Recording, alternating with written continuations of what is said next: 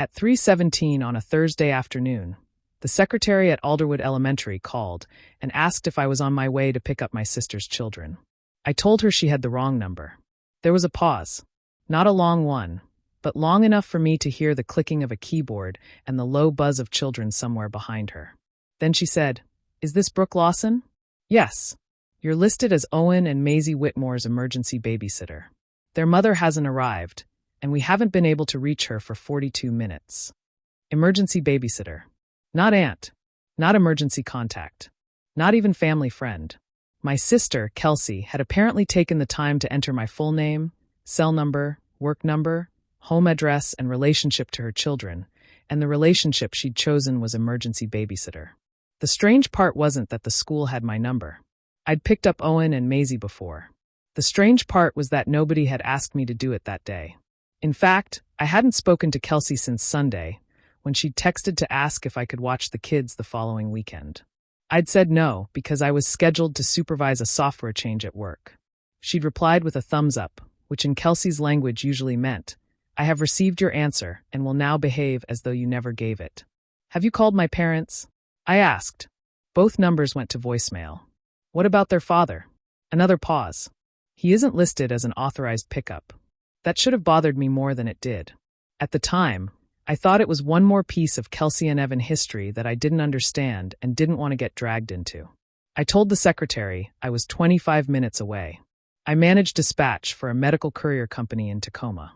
Most of my day is spent looking at routes, missed handoffs, temperature windows, and the tiny decisions that turn a 5-minute delay into a ruined specimen by dinner.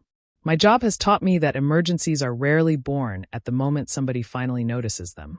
Usually, several people saw the problem earlier and assumed somebody else would handle it.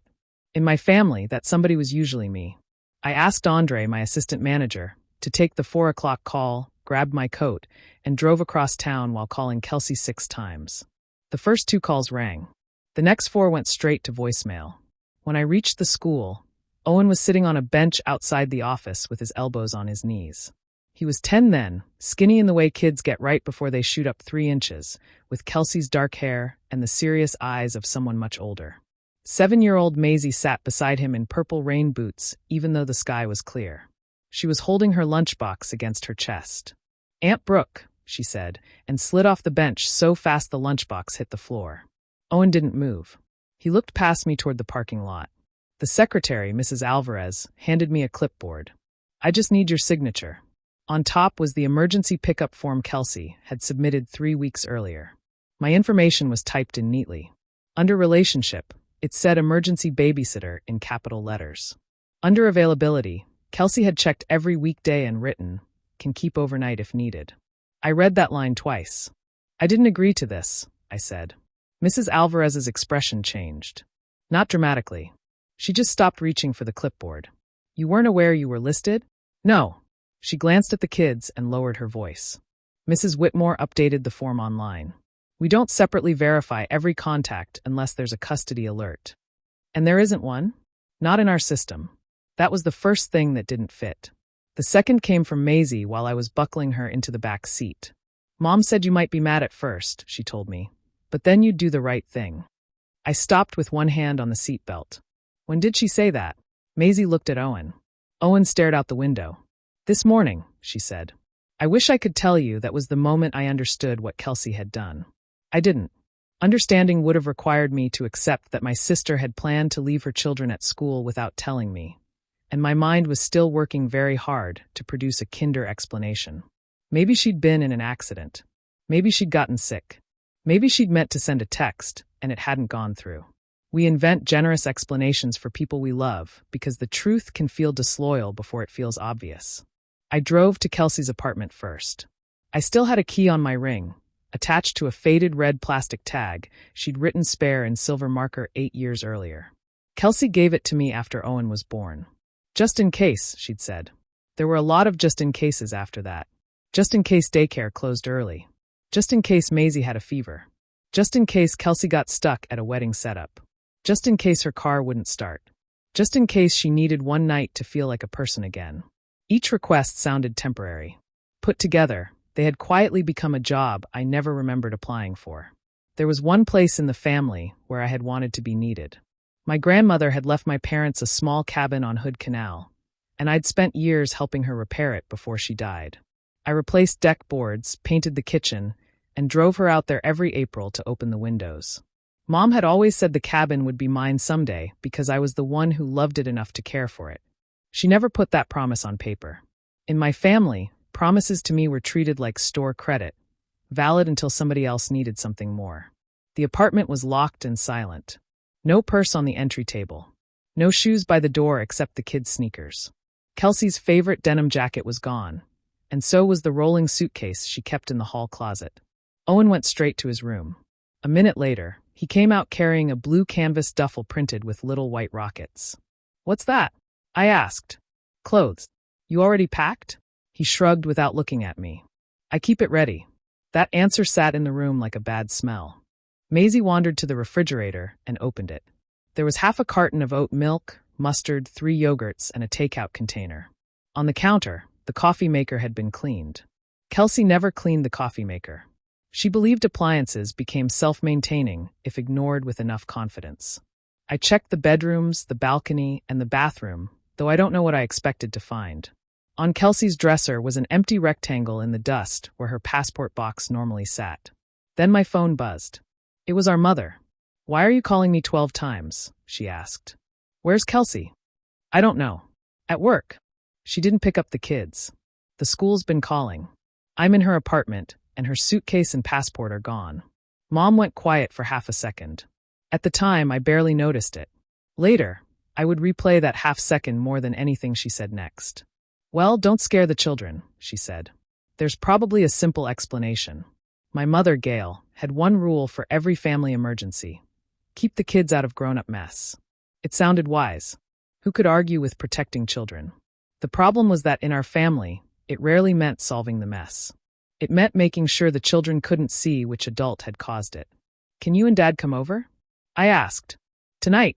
We have the Hendersons coming at 6. Mom, Kelsey is missing." "You just said her suitcase is gone. Missing people don't usually pack luggage." There it was. She knew something. I didn't press hard enough. That was my first mistake. Instead, I asked, "Did she tell you she was going somewhere?" She mentioned needing a break. "Brooke, don't turn one bad afternoon into a family crisis. Get the kids fed. We'll sort it out in the morning. Why can't they stay with you? Your father's back is acting up, and the guest room is full of boxes. You have 2 bedrooms. My townhouse had 2 bedrooms because I'd bought it when I was 38 and believed a home office was something an adult was allowed to have. In my mother's accounting, an unused bed was a public resource. I looked at Owen, still holding the rocket duffel. "Fine," I said. That was my second mistake. We stopped at my place long enough to drop off the bags. Then I took the kids to a diner because I had almost no food they would eat. Maisie colored a paper placemat.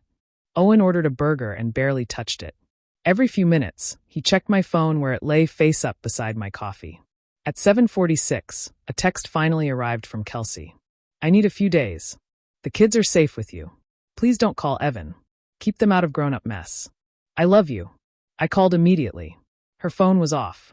I sent, "Where are you? How many days? Why didn't you ask me?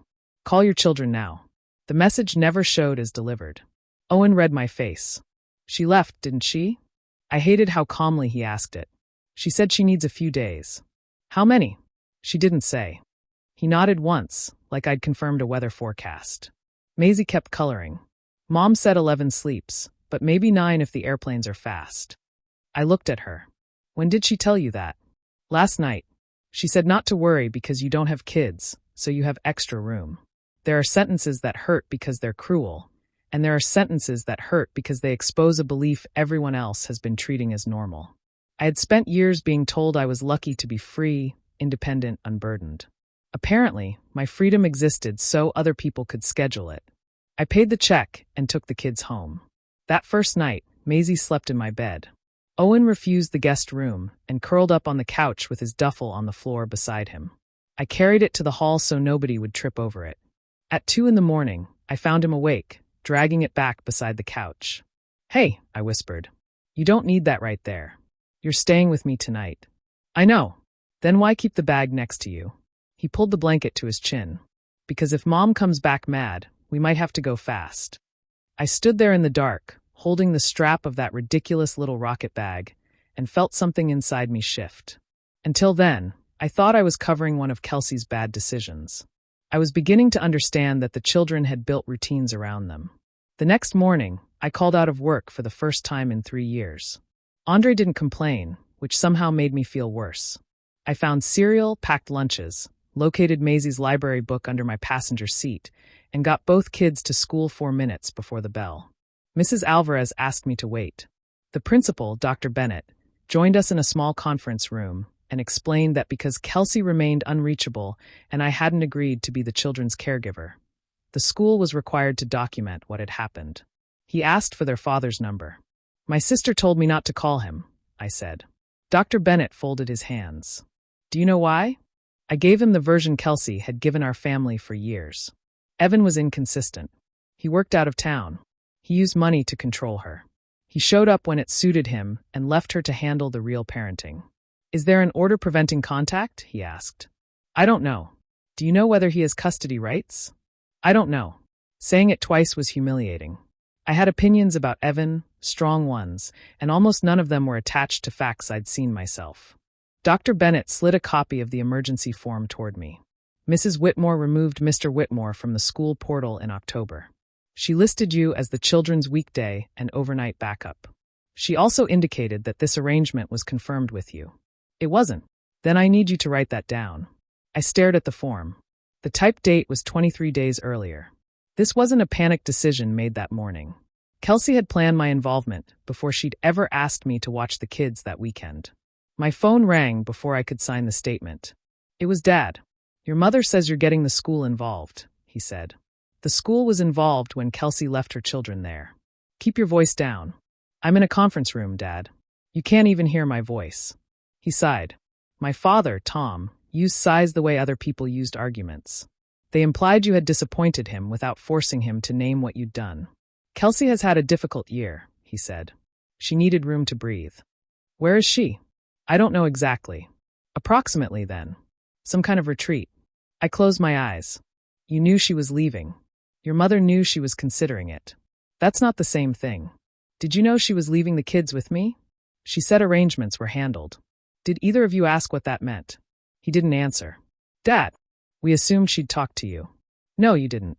If you thought I'd agreed, Mom wouldn't have told me not to make one afternoon into a crisis. His voice sharpened. The children are safe, Brooke. Isn't that what matters? It was the sentence my family used whenever they wanted to skip directly past who had paid the price for keeping everybody safe. They're safe because I left work without warning and took them, I said. That doesn't make this an arrangement. It makes me the person standing closest when she dropped them. She's your sister. And they're her children. He went quiet. Then he said, Do not call Evan until we know what Kelsey intended. That told me more than he meant it to. They weren't trying to locate my sister. They were trying to preserve her story. I called Evan from the school parking lot.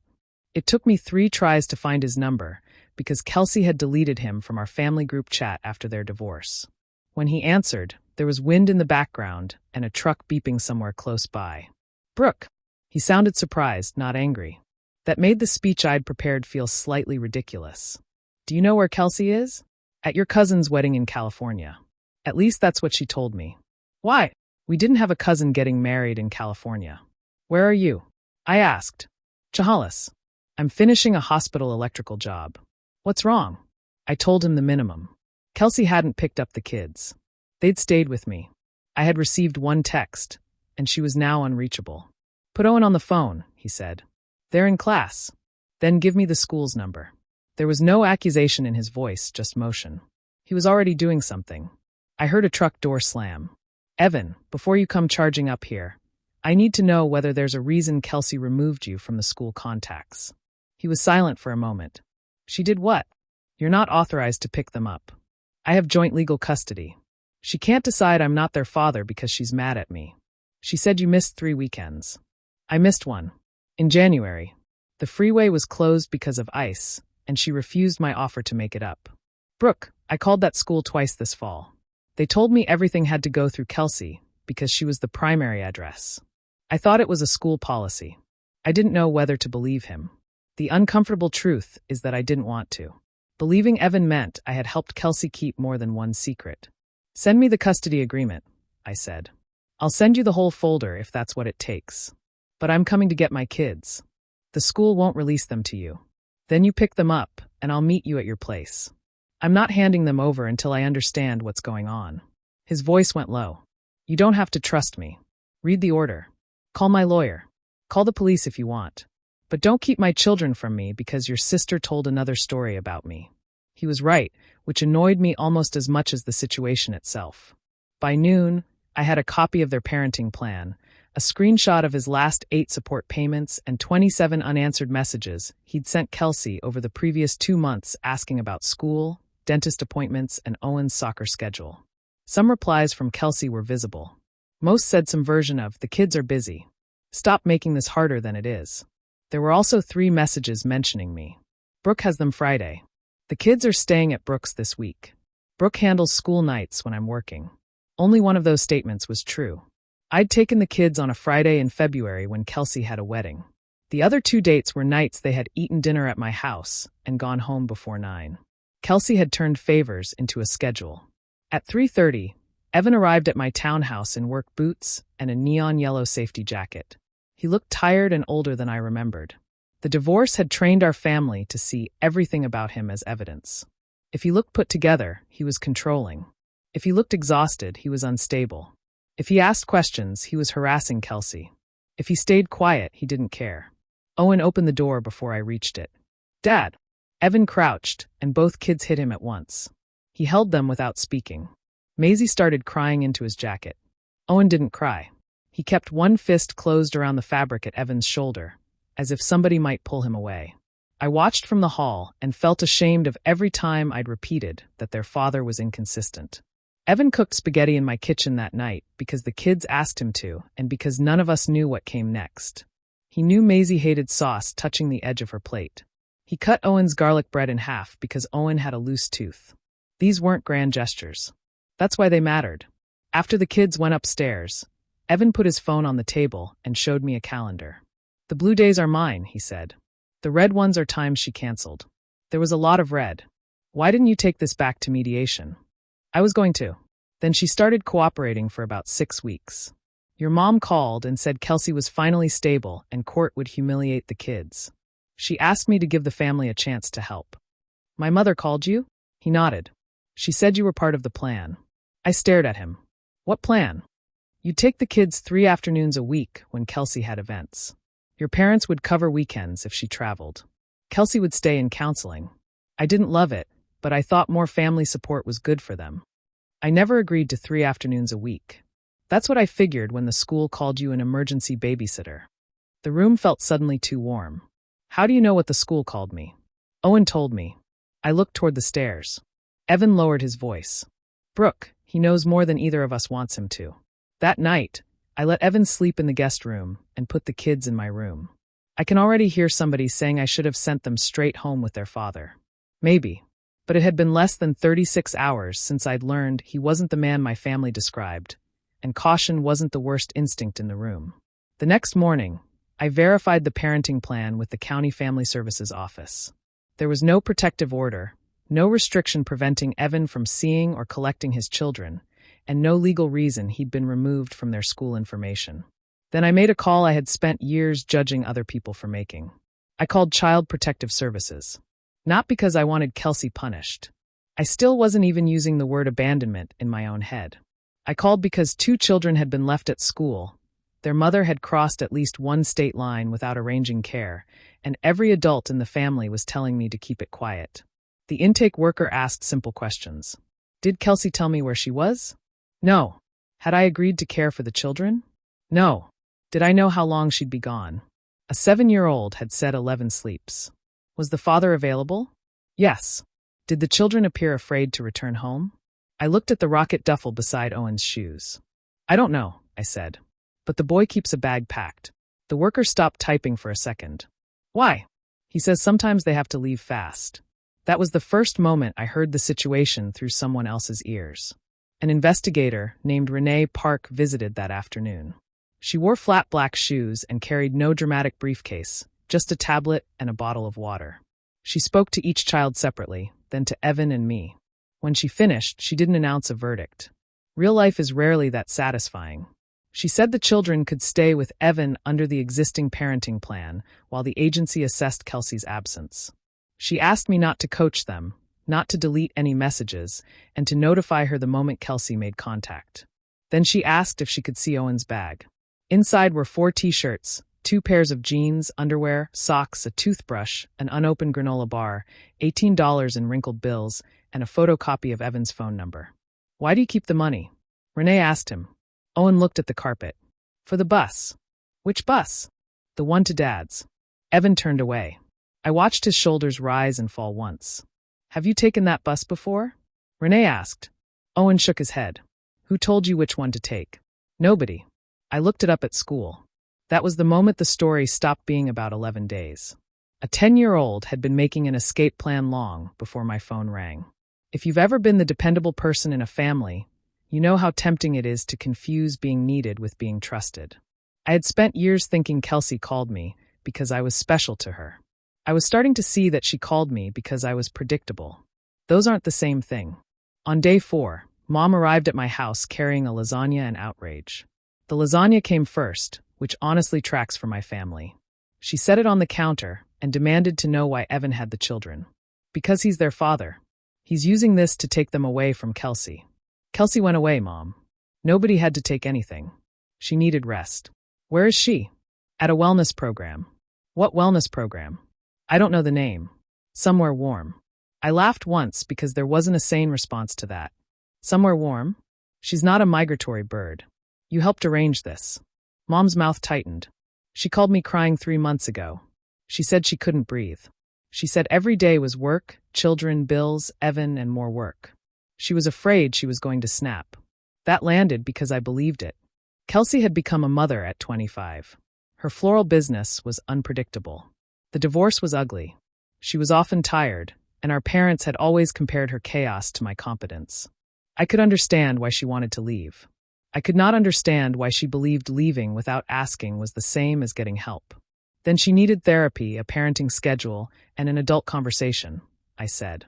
Not a plane ticket and a forged support system. Nothing was forged. Your name was listed as an emergency contact. Babysitter. Available every weekday and overnight. Mom looked away. You knew. I knew she put you down. I assumed she'd tell you. Before or after the airplane took off? She knew you'd say no if she asked too early. There it was. No misunderstanding. No lost text. No last-minute panic. They had made a deliberate calculation. I might refuse a request, but I would not abandon children already in front of me. Where did she go? Mom pulled out a chair and sat. Puerto Vallarta. By herself. With Logan. Logan was a personal trainer Kelsey had been dating for 5 months. He posted videos about discipline from a gym he attended twice a week. 11 Days in Mexico is a wellness program now? There's a retreat component. Of course there is. Mom pushed the lasagna toward me as though carbohydrates might restore order. She hasn't had a honeymoon. She hasn't had a real vacation since Owen was born. Logan found a package, and it was non-refundable. She was desperate, Brooke. Who paid for it? She didn't answer. Mom. We helped. My parents had refused to pay $600 toward my emergency furnace repair the winter before because Dad said adults had to plan for their own expenses. They had paid for Kelsey's 11-day trip to Mexico and considered childcare a detail the universe would assign to me. How much? That's none of your business. You made it my business when you bought a vacation that required 11 days of my unpaid labor. She stood. Listen to yourself. Labor? They're your niece and nephew. Exactly. They're people I love, not leverage you use because you know I won't let them get hurt. Mom crossed her arms. What do you want us to do? Drag her off the plane? I want you to admit you knew. I knew she was going. I didn't know she wouldn't confirm with you. You just said she knew I'd say no if she asked early. Mom blinked. It was the first time she seemed to hear her own contradiction. You always help once things settle down, she said finally. Things don't settle down, Mom. I settle them. She called me selfish. Not directly. My mother preferred phrases with plausible deniability. She said she was surprised that someone with my advantages could be so focused on inconvenience. She reminded me that I didn't have a husband to consult or children whose routines would be disrupted. She said Kelsey had always been more sensitive and that strong people didn't keep score. That one almost worked. For most of my life, strength was the only compliment my parents reliably gave me. Kelsey was creative. Kelsey was warm. Kelsey made holidays fun. I was strong. Strong girls carried groceries, solved paperwork, loaned money, and didn't need anyone to notice when they were tired. Strength was how my family loved me without having to care for me. I opened the front door. "Take the lasagna," Mom said. "No, don't be childish. I'm not hungry." She left it anyway. After she drove away, I put it in the freezer. I wasn't ready to eat the apology they hadn't made. That evening, Kelsey's phone briefly came online. All my messages changed to delivered. She didn't answer any of them. Instead, a new text appeared. "Mom says you called CPS. What is wrong with you? I trusted you." I stared at those last 3 words until they became almost funny. "You didn't trust me," I wrote. "You cornered me." The typing bubbles appeared, disappeared, then returned. "Please tell them we arranged this. I can't lose my kids because you're angry." I typed 3 different responses and deleted them all. Finally, I wrote, "Call Owen and Maisie." She didn't. 10 minutes later, Mom called. That was the pattern. Kelsey created the emergency. Mom managed the reaction. Dad appealed to loyalty. I did the work. Everybody knew their part except me, because mine was supposed to feel like a personality. On day 5, Evan took the children home to his rented duplex in Olympia. Renee inspected it first. He had 2 small bedrooms, food in the refrigerator, school supplies, and beds already made. Kelsey had told us he lived in a studio with a mattress on the floor. Owen carried the rocket bag to Evan's truck. Before he climbed in, he turned to me. "Are you in trouble with Grandma?" "Grandma's upset." That's not the same as me being in trouble. She gets upset when people tell. I crouched beside him. "Tell what?" He looked toward Evan, who was helping Maisie with her seatbelt. "When Mom goes out." "Overnight." He nodded. "How often?" "I don't know. Sometimes she comes back before school. Sometimes Grandma picks us up. Sometimes you do." My stomach dropped. "When I pick you up, does Mom tell you where she's been?" "She says work." "And what does Grandma say?" He rubbed the rocket bag's strap between his fingers. "Keep us out of grown-up mess." The family rule hadn't protected those children from anything. It had taught them to recognize abandonment and call it privacy. After they left, I went through my calendar for the previous 18 months. I searched every night Kelsey had asked me to take the kids. 11 Fridays. 6 school nights. 3 full weekends. I had never questioned the explanations because each one seemed plausible on its own. A bridal emergency, food poisoning, a broken water heater at the studio, a friend in crisis. Then I compared the dates with public posts from her floral business and the social accounts she'd forgotten I could still see. On one wedding emergency night, she was in Portland at a concert with Logan. During the broken water heater weekend, she had posted a cropped photo from a winery. The date was visible on the tasting card. The night her friend was supposedly in the emergency room, Kelsey had checked into a hotel near Seattle-Tacoma Airport. I wasn't discovering that my sister had a life. She was allowed to date, travel, and need rest. I was discovering that she had learned to create consent by hiding the truth until my only moral choice was to help the children. And our parents had taught her it would work. Day 6 brought the detail that changed the shape of everything.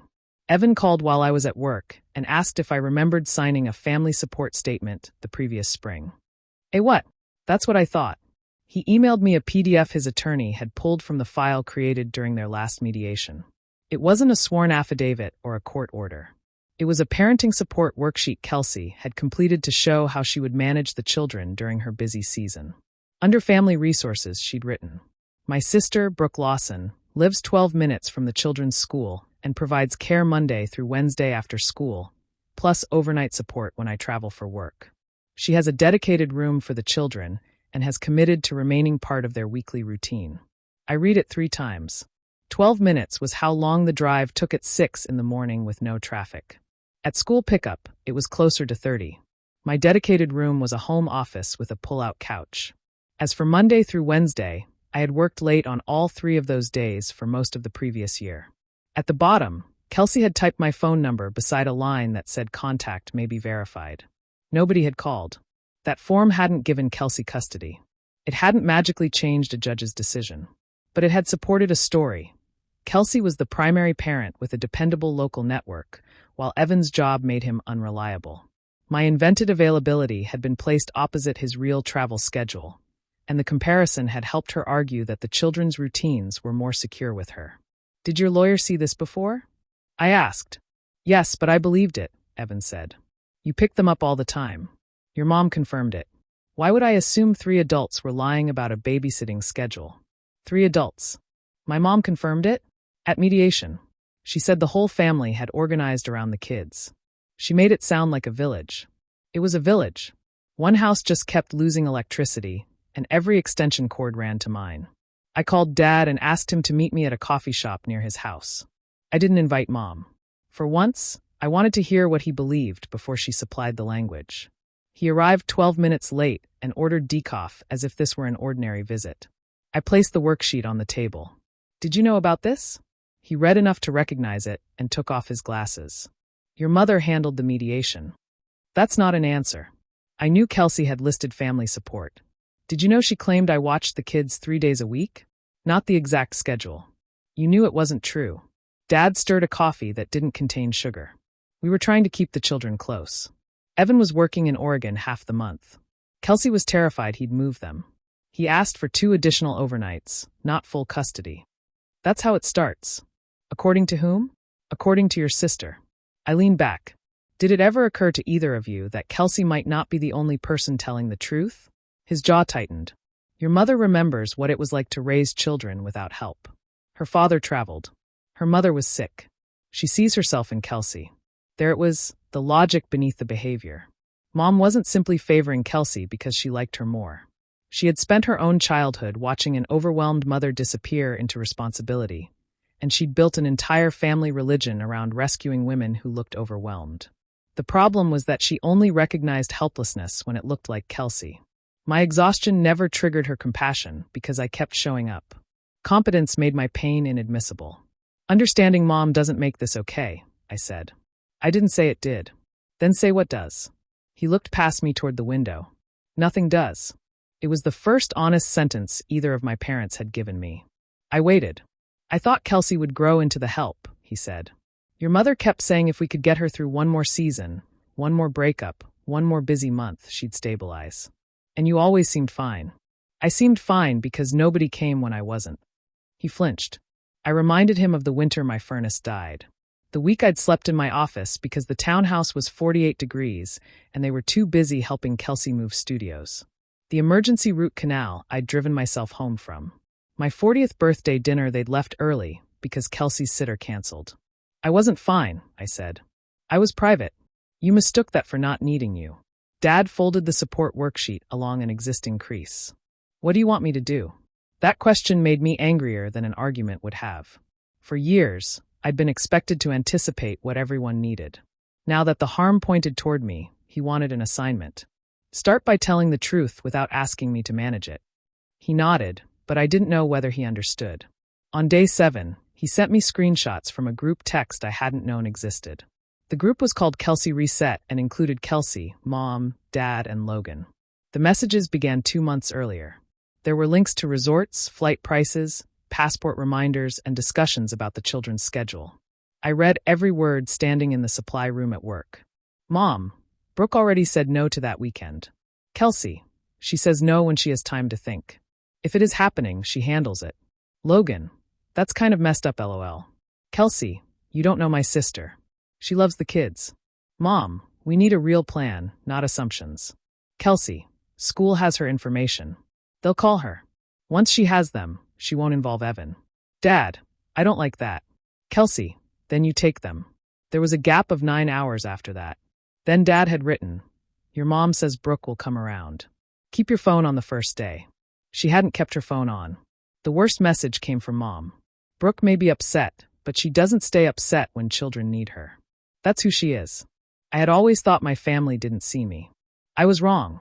They saw the exact best part of me and designed their plan around exploiting it. Dad had sent the screenshots to Renee and Evan too. Mom called him a traitor. Kelsey sent him a single message from Mexico. "You just ended my life." He replied no. I stopped asking Brooke to carry it. I wish that fixed things between Dad and me. It didn't. One truthful act doesn't erase years of quiet cooperation. But it mattered. Accountability isn't a magic trick.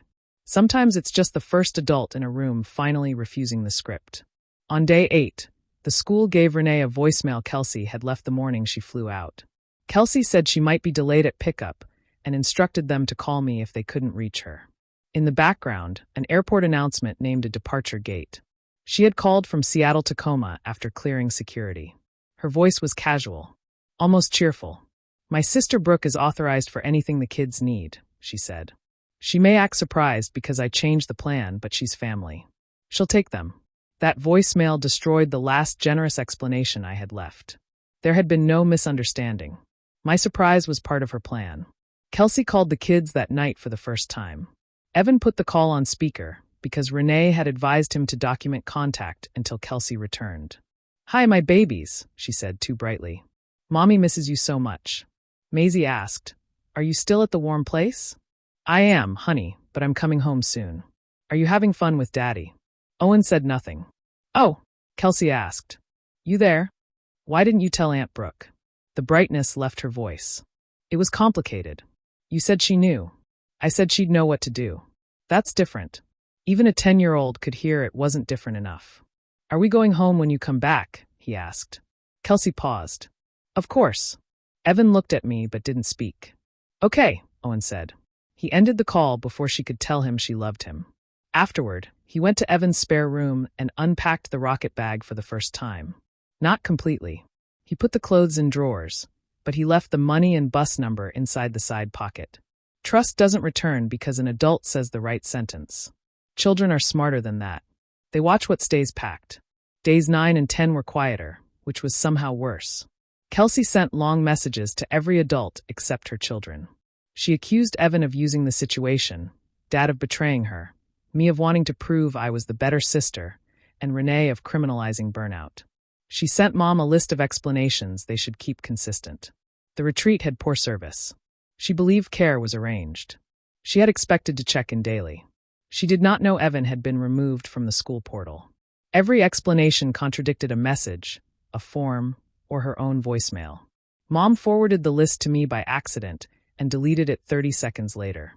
I had already taken screenshots. Then came the relatives.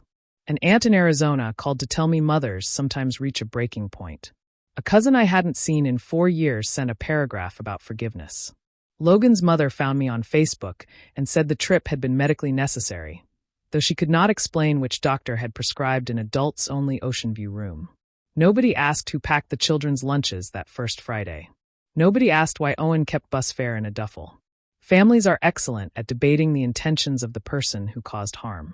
It keeps them from looking at the logistics carried by everyone else. On the morning of day 11, I woke to 34 messages. Kelsey's flight had landed at 5:52. By 7, she was outside my townhouse, pounding on the door. I opened it but kept the security chain latched. She looked exhausted. Her hair was pulled into a loose knot, her face had no makeup, and one shoulder was pink from sunburn. A woven resort bracelet circled her wrist.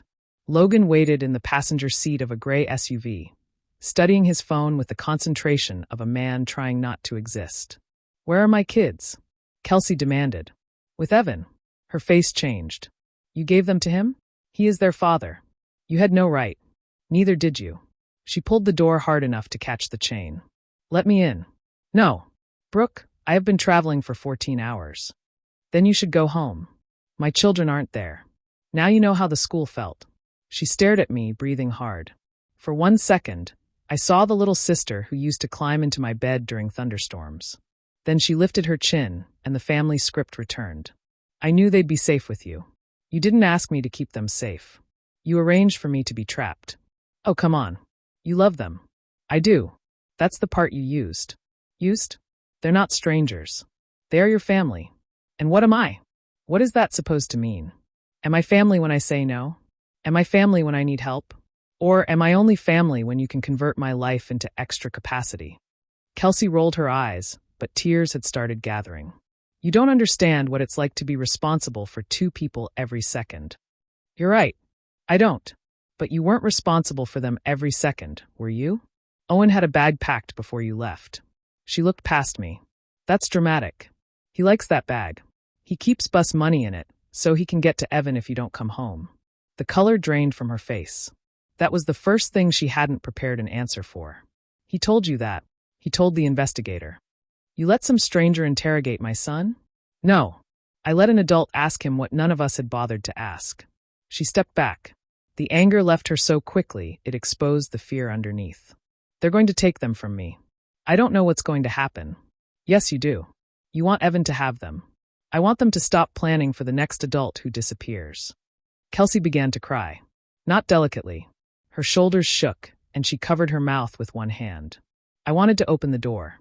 Every habit in my body told me to unhook the chain, make coffee, let her shower, and help build the next explanation.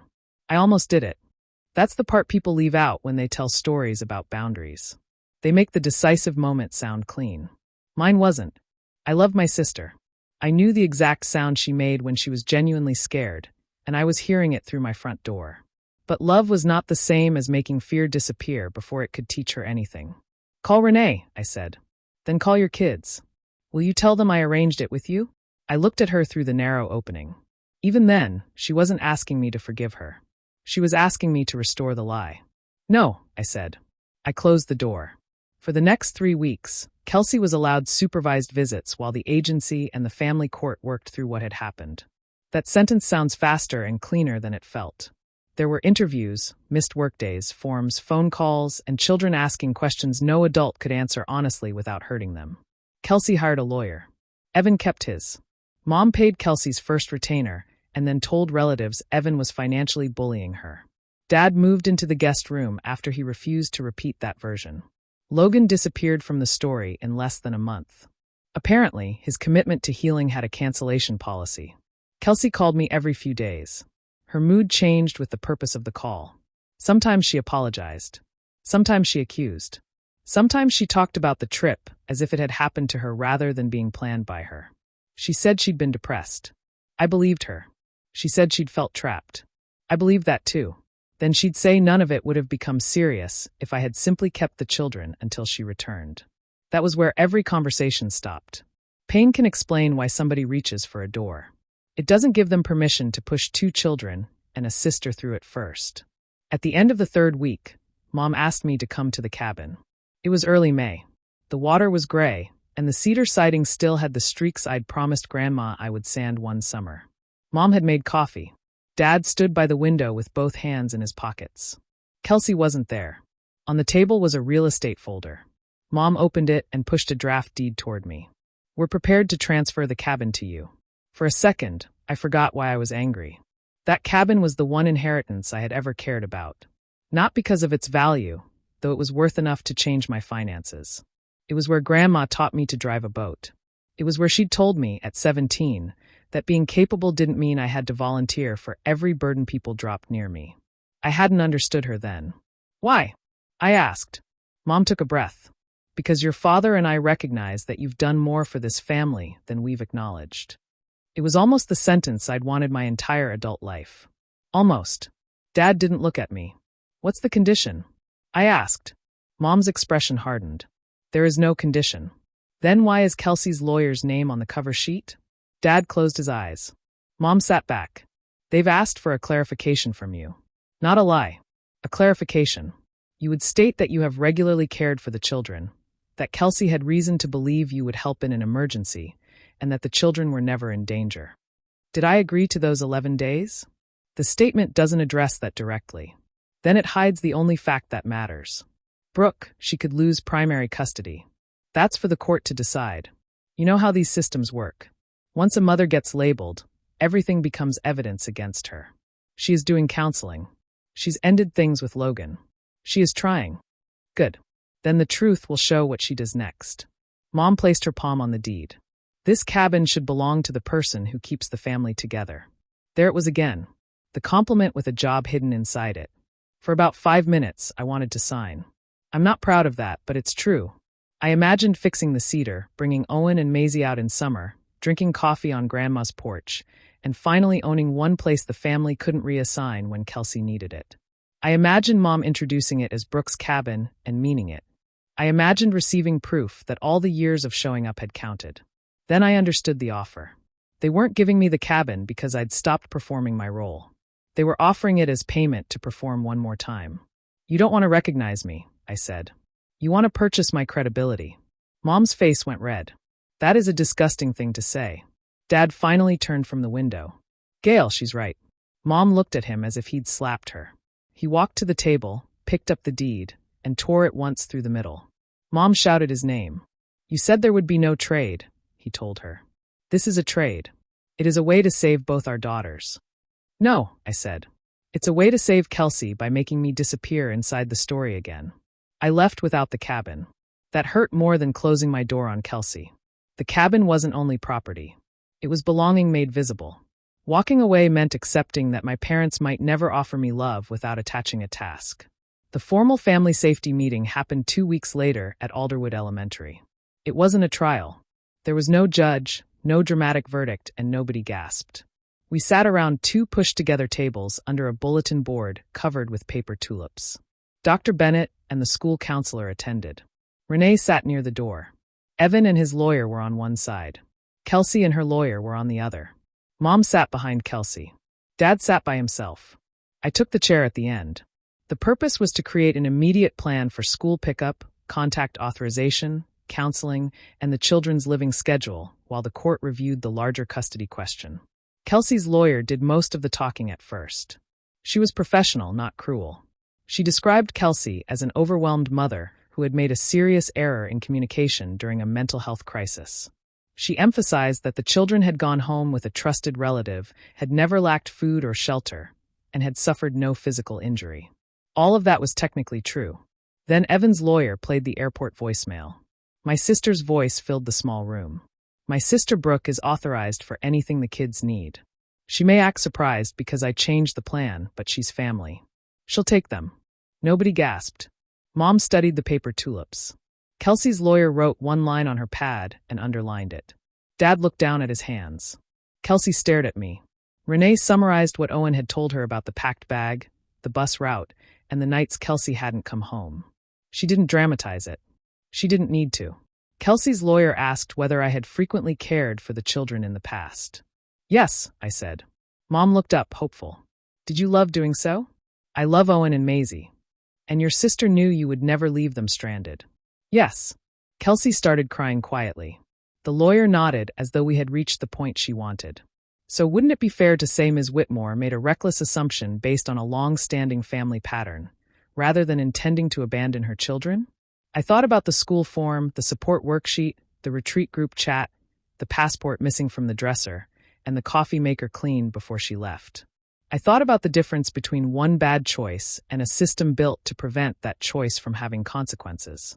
She didn't assume I'd agreed, I said. She assumed my conscience would overrule my consent. The lawyer paused. Isn't that still an assumption? No. It was a plan. My surprise was included in it. Across the table, Kelsey wiped her face. Mom whispered, Brooke, please. Dr. Bennett asked her not to interrupt. I wasn't angry anymore.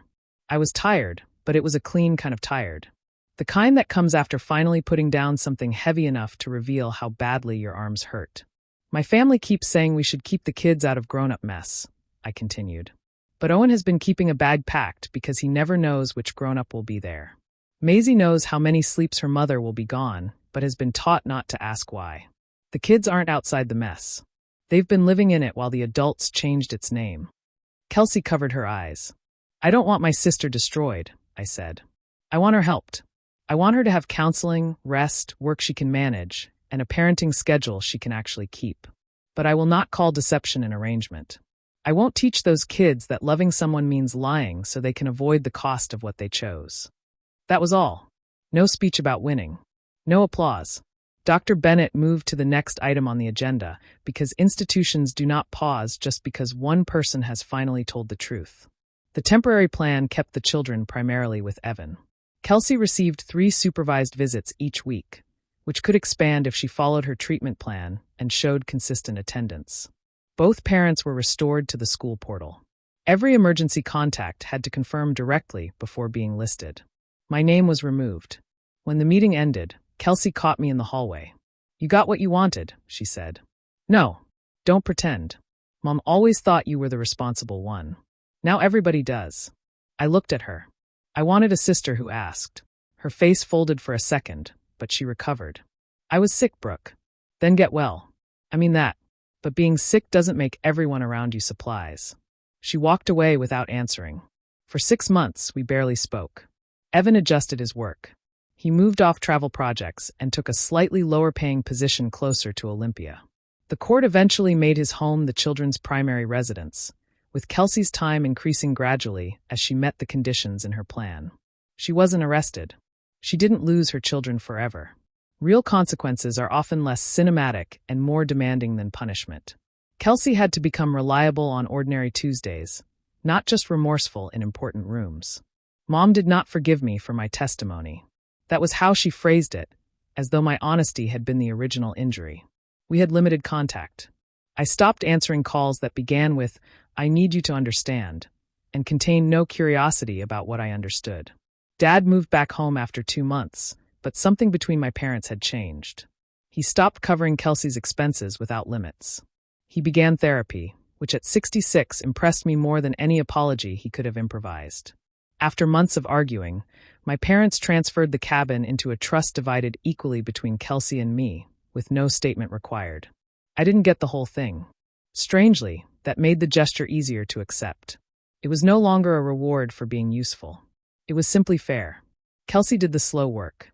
She found a therapist who specialized in depression and avoidance. She closed the wedding floral studio and took a steady job with a garden center. She missed 1 visit in the first month, then none for the next 8. She stopped asking Mom to deliver her apologies. 9 months after the trip, she came to my townhouse alone. She didn't bring a casserole. Progress comes in many forms. We sat at my kitchen table. She looked healthier, though not magically transformed. There were still moments when she explained too much and listened too little. But she didn't ask me to change my statement. "I've been trying to figure out what to apologize for first," she said. "Start wherever it's true." She nodded. "I treated your reliability like something I owned. I waited. And I kept telling myself the kids were safe because you existed," she continued. "I didn't ask whether you were safe, or whether they felt safe. I thought if Mom could smooth it over, it wasn't really harm. Why didn't you call them from Mexico?" She looked down. "Because Owen would have asked when I was coming home, and I knew how the answer would sound out loud. It wasn't a flattering answer. That's one reason I believed it." "Do you forgive me?" she asked. "Some days." She gave a small, sad laugh. "Fair. Forgiveness isn't the same as going back." "I know." We didn't hug. Not then. We made coffee and talked for 40 minutes. It was the first conversation we'd had in years where Kelsey didn't ask me to solve anything. A year after the school called, Owen went to a week-long robotics camp near Seattle. Evan brought him to my house the night before because I had volunteered to drive him in the morning. Volunteered. That's an important word. Owen walked in carrying the blue rocket duffel. It looked smaller than I remembered. He'd grown nearly 4 inches, and the strap barely fit across his shoulder. Maisie had decorated one side with a silver star sticker. "You still keep it packed?" I asked. He shook his head. "Dad made me pack tonight. I forgot toothpaste. That's what camp stores are for. Financially devastating toothpaste." He smiled. The next morning, before we left, he placed the bag by my front door and went back to check that he'd unplugged his tablet charger. For a moment, I looked at that old rocket bag sitting alone in the sunlight. There was no bus money hidden in the pocket. No photocopied phone number. No emergency clothes waiting for an adult to vanish. Just t-shirts, sneakers, a half-built robot, and 6 days he had chosen to go somewhere. My phone buzzed. It was a message from Kelsey. "Tell him I love him. And thank you for driving him, because you said yes." I read the last 5 words twice. Then I picked up the duffel and carried it to the car. A bag is supposed to mean you're going somewhere you chose, not that you're waiting for someone else to leave.